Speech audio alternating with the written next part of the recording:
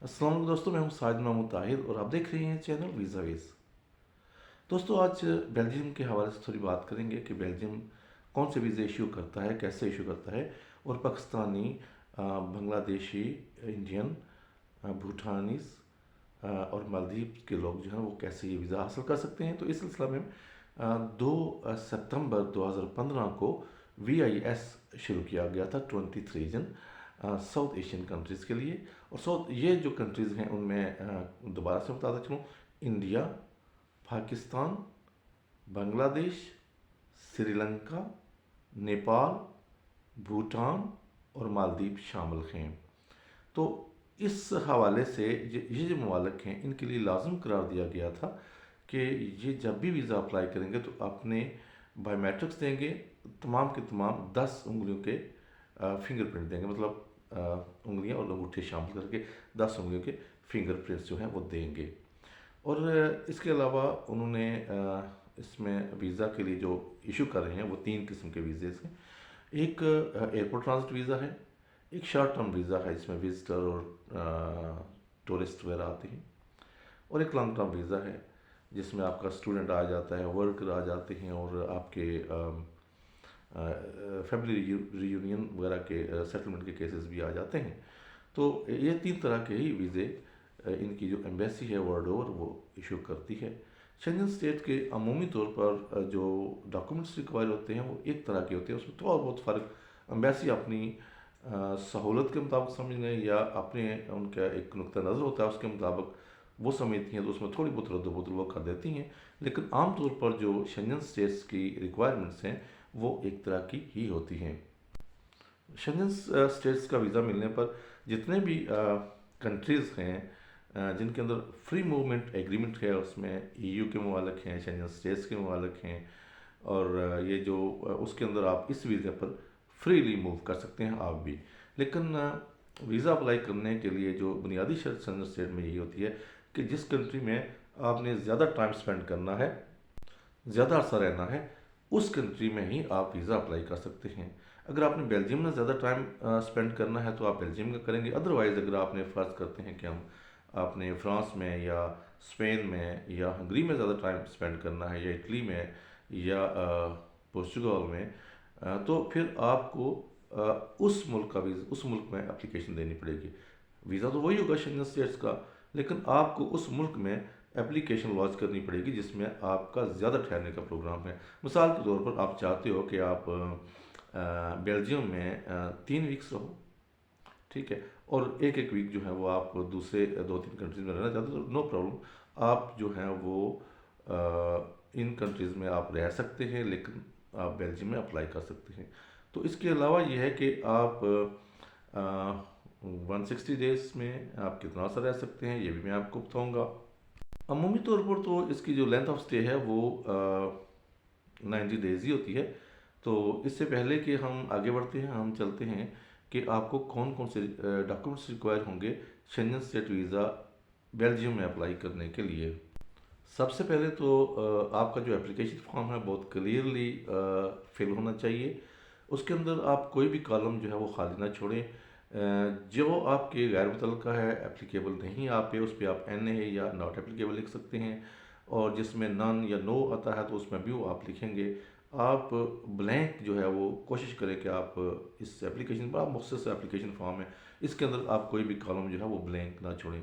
उसके बाद आपकी जो प्रॉपर्टीज़ हैं आपके नाम पे, या आप शेयर होल्डर हैं किसी प्रॉपर्टी के, तो वो प्रॉपर्टी आप प्रेजेंट करें। और इससे ज़्यादा बेहतर ये है कि उस प्रॉपर्टी देखें, ये ज़रूरी कहना मैं समझता हूँ कि जो भी डॉक्यूमेंट आप प्रेजेंट करेंगे उनकी ट्रांसलेशन जो है वो कोशिश करें कि इंग्लिश पे करवा लें। और उसके अलावा जो प्रॉपर्टी है आपकी, उस प्रॉपर्टी की वैल्यूएशन किसी अथेंटिक या किसी मोतबर अदारे से करवा लें।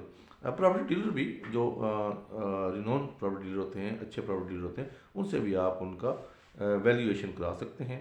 उसके बाद आता है FRC, फैमिली रजिस्ट्रेशन सर्टिफिकेट, वो आप एम्बेसी को देंगे जिसमें ये पता चल जाएगा कि आपके आपके फैमिली के इमीडिएट फैमिली मेम्बर कितने हैं, आपकी वाइफ हैं, आपके हस्बैंड हैं, या आपके किड्स वगैरह हैं, चिल्ड्रन वगैरह हैं। तो जो भी आपके फैमिली मेम्बर्स हैं वो FRC में शो हो जाएंगे।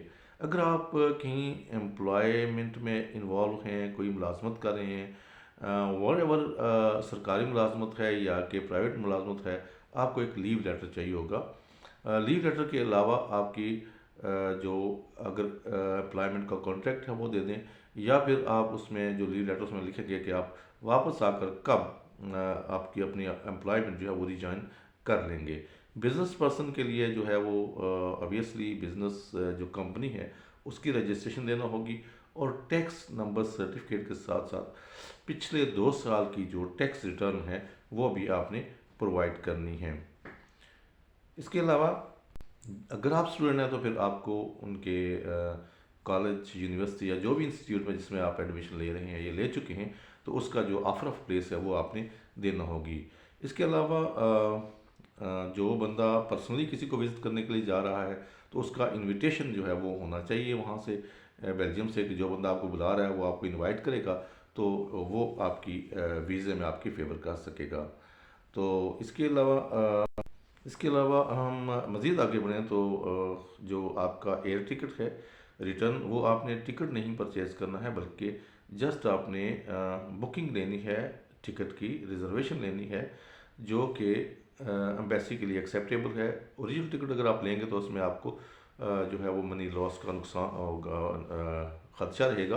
तो बेस्ट यही है कि आप टिकट बुकिंग, तो एम्बेसी रिक्वायरी बुकिंग करती है, वो आपसे ओरिजिनल टिकट नहीं मांगती है। इसके अलावा जो है आपके पास प्रूफ ऑफ फंड्स में आपकी बैंक स्टेटमेंट पिछले 6 महीने की चाहिए। 6 मंथ की आप बैंक स्टेटमेंट अपनी ले लें।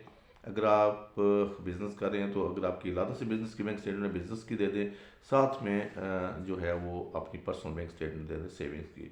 ये मैं आपको वजाहत कर दूं कि अगर अक्सर लोग ये करते हैं कि वो बिज़नेस की बैंक स्टेटमेंट दे देते हैं लेकिन पर्सनल बैंक स्टेटमेंट नहीं देते। आप अपने प्राइवेट विज़िट पे, पर्सनल विज़िट पर बिज़नेस का पैसा यूज़ नहीं कर सकते हैं, इसलिए आपकी जो पर्सनल स्टेटमेंट है उसी से आपने अखराजात करने होते हैं, तो वो आपने स्टेटमेंट जो है एम्बेसी को लाजमी देनी है।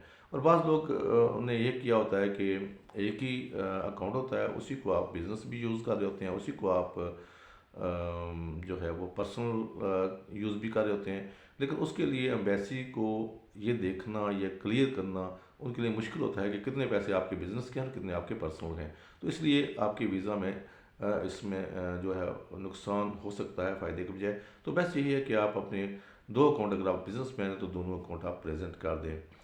और इसके साथ साथ जो अकाउंट की बात, जो आपके स्टेटमेंट्स आप दे रहे हो उसके साथ एक होता है अकाउंट मेंटेनेंस सर्टिफिकेट, वो आप बैंक से ज़रूर ले लें, जिसमें 2 ऑफिसर्स के साइन होते हैं, और वो एक प्रेस्क्राइब्ड फॉर्म होता है, हर बैंक का एक अपना प्रोसीजर है, उसके मुताबिक वो आपको एक लेटर बना देंगे, वो भी आपने प्रेजेंट करना है। अगर आपके पास क्रेडिट कार्ड्स हैं, आप क्रेडिट कार्ड के बारोवर हैं, किसी बैंक से आपने लिए हुए एक हैं या मोर देन वन है, तो वो उनकी भी आपकी क्रेडिट कार्ड की पिछले 6 माह की स्टेट आपने एम्बेसी को प्रेजेंट करनी है। और सैलरीड पर्सन होने की सूरत में आपने 3 मंथ की जो है वो सैलरी स्लिप देनी है। ऑब्वियसली हमारे यहाँ जो नॉर्म है वो यही है कि महीने के बाद सैलरी मिलती है और 3 मंथ की सैलरीज आप देंगे। अगर आपकी सैलरी वीकली है या फोर्टनाइटली है, तब भी आप 3 मंथ का रिकॉर्ड जो है वो एम्बेसी को प्रोवाइड करेंगे। इसके अलावा आप ट्रैवल हेल्थ इंश्योरेंस है, वो शेंजन स्टेट्स में जो भी वेल्थ है जिसको वो एक्सेप्ट करते हैं, आपने वही परचेज़ करनी है। बाज़ हेल्थ इंश्योरेंस एजेंसीज ऐसी हैं जिनको शेंजन स्टेट जो है वो एक्सेप्ट नहीं करती है, तो वो आप कंसल्ट कर दीजिएगा अपने मुतल्लिका एम्बेसी से। और इसके अलावा जो है और कुछ भी नहीं चाहिए। प्रिपेयर आप रहें इंटरव्यू के लिए। इंटरव्यू कंपलसरी नहीं है, लेकिन एम्बेसी आपको इंटरव्यू कर सकती है। और जो फ़ी है इस एम्बेसी की, 12 साल से अबव जो अडल्ट हैं, 12 साल से अबव, उसकी फ़ी है 80 यूरो। अगर आपकी लोकल करेंसी में है तो फिर 80 यूरो की लोकल करेंसी के मुताबिक होगी। और अगर आप कोई एप्लीकेंट 6 साल से 12 साल के दरमियान है तो उसकी हाफ फ़ी होती है, यानी कि 80 के बजाय उसकी 40 यूरो फ़ी होगी। लेकिन 6 ईयर्स तक या इसी के से बिलो जो है, 6 ईयर हो जाए तो उसको फ़ी लागू हो जाएगी, लेकिन 6 ईयर से बिलो जो है उसको कोई फ़ी लागू नहीं होती है। 6 ईयर से बिलो जो चाइल्ड है वो विदाउट फ़ी उसकी एप्लीकेशन हो जाएगी, उसके लिए कोई लागू नहीं है फ़ीस। उम्मीद है कि आपको आज की ये इन्फॉर्मेशन पसंद आई होगी। Thank you so much. Allah निगहबान।